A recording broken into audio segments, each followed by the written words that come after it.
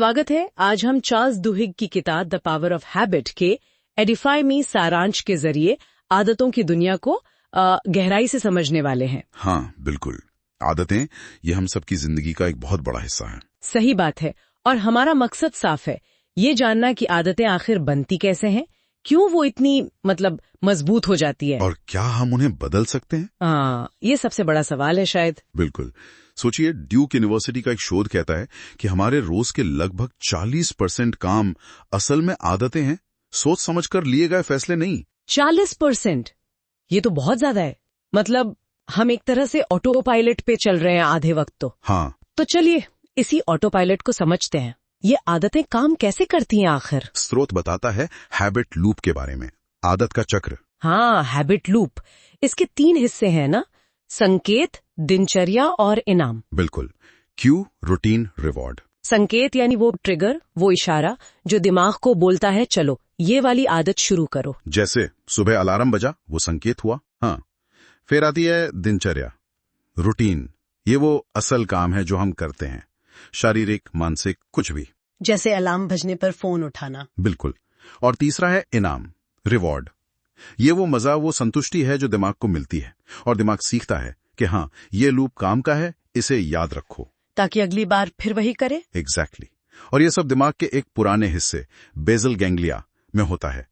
ये हमारी सचेत सोच से थोड़ा परे हैं, इसीलिए शायद हमें पता भी नहीं चलता। हाँ, इसीलिए ये हमें रोज के काम जैसे ब्रश करना, गाड़ी चलाना, ये सब बिना ज्यादा सोचे करने देता है।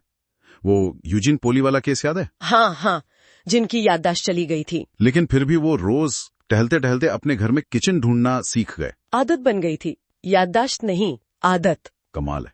लेकिन यहाँ एक और पेच है ना? सिर्फ ये 3 चीजें काफी नहीं है। सही कहा। एक चौथी चीज है जो इस लूप को असल में मजबूत बनाती है, वो है तलब, क्रेविंग। तलब? पेप्सोडेंट वाला उदाहरण बड़ा दिलचस्प था इसमें। हाँ, बताइए ना।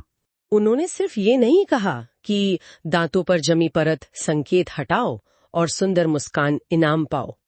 उनकी असली ट्रिक थी वो हल्की सी झंझनाहट, वो मिंट वाला ताजगी का एहसास, वो टिंगलिंग सेंसेशन। हाँ, लोगों को उस एहसास की तलब होने लगी। बिल्कुल। ब्रश करने के बाद वो फ्रेश फीलिंग चाहिए थी। बिल्कुल। और यही तलब है जो आदत के पहिए को घुमाती रहती है। वो बंदरों वाला एक्सपेरिमेंट भी यही दिखाता है, वुल्फ्राम शुल्स का। हाँ, जब बंदरों को स्क्रीन पर शेप्स, संकेत दिखते थे और उन्हें पता होता था कि लीवर दबाने से जूस इनाम मिलेगा, तो जूस मिलने की उम्मीद में उनके दिमाग में जो हलचल होती थी, वो असल में जूस मिलने पर होने वाली हलचल से ज्यादा तेज थी। अच्छा, उम्मीद में? हाँ, वो तलब, वो चाहत थी, उन्हें बार बार लीवर दबाने पर मजबूर कर रही थी। बाप रे। तो अगर बुरी आदतें भी इसी तलब की वजह से इतनी पक्की हो जाती हैं, तो क्या हम फंस गए? क्या उन्हें बदला ही नहीं जा सकता? नहीं, ऐसा नहीं है।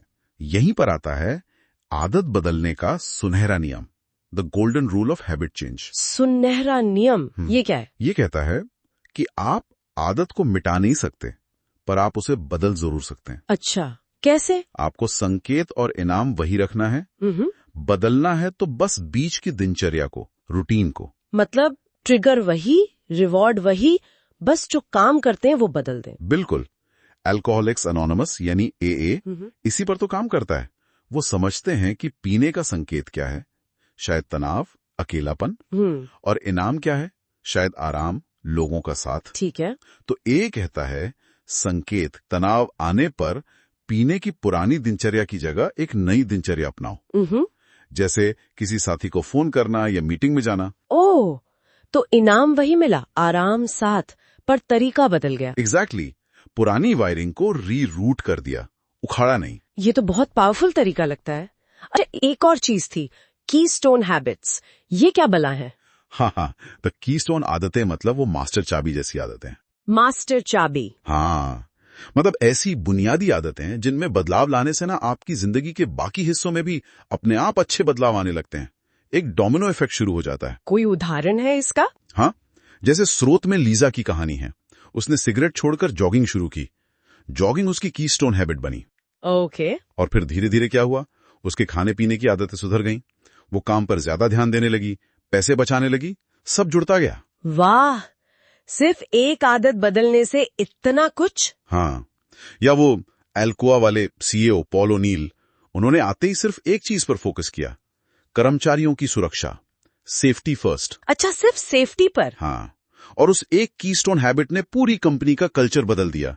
कम्युनिकेशन बेहतर हुआ, प्रोसेस सुधरे और आखिर में मुनाफा भी बढ़ा। कमाल है। ये छोटी जीतें देती हैं शायद। बिल्कुल, स्मॉल विंस, इनसे हौसला बढ़ता है और बदलावों का एक पॉजिटिव सिलसिला चल पड़ता है। तो आज हमने ये समझा कि आदतें एक लूप, संकेत, दिनचर्या, इनाम में काम करती हैं। तलब उन्हें कैसे मजबूत बनाती है, और सुनहरे नियम से उन्हें बदला जा सकता है, दिनचर्या बदलकर। और कीस्टोन आदतें, वो छोटी आदतें जो बड़े बदलाव ला सकती हैं। बिल्कुल। और अब श्रोताओं के लिए एक सवाल छोड़ जाते हैं सोचने को। अगर आपको अपनी जिंदगी में सिर्फ एक ऐसी कीस्टोन आदत चुननी हो जिसे बदलने से आपको लगता है कि सबसे ज्यादा पॉजिटिव असर पड़ेगा, तो वो कौन सी आदत होगी? बहुत अच्छा सवाल है, इस पर जरूर सोचिएगा। अगली बार तक सोचते रहिए।